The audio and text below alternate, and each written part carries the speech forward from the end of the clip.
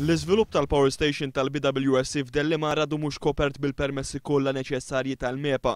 Fost il-permessi li għadhom ma ħarġux hemm taxmini tal-Power Station li l-MEPA kienet ikklassifikathom bħala a reserved matter. Madankollu l-Enemalta baqgħet għaddejja bil-pjan tagħha u l-BWSC bnew iċ-ċmieni tagħhom skont il-pjan oriġinali boli ta' 65 metru.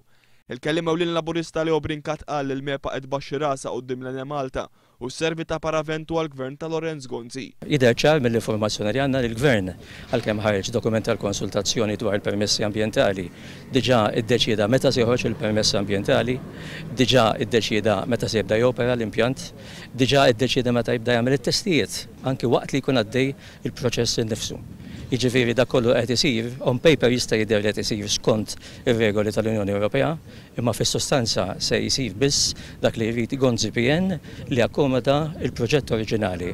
Il-Partit Laburista għal Leo Brincat qed jistudja fuq diversi livelli d-dokumenti li ħareġ il-Gvern dwar dan l-iżvilupp u esprima tħassib tiegħu li l-MEPA qed tibbaża l-istudji tagħha fuq studji irrelevanti u antiki.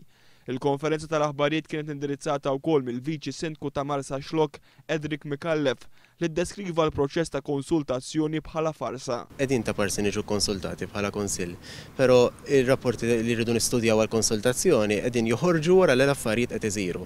Ġifieri kulħadd jista' jara li ċmieni qegħdin hemm wara li nbnew iċ-ċmieni nirċievu r-rapport li kien għadu kemm sar ta' kemm għandu jkun l-għoli ta' ċmieni ta' kif ġew deċiżi l-affarijiet.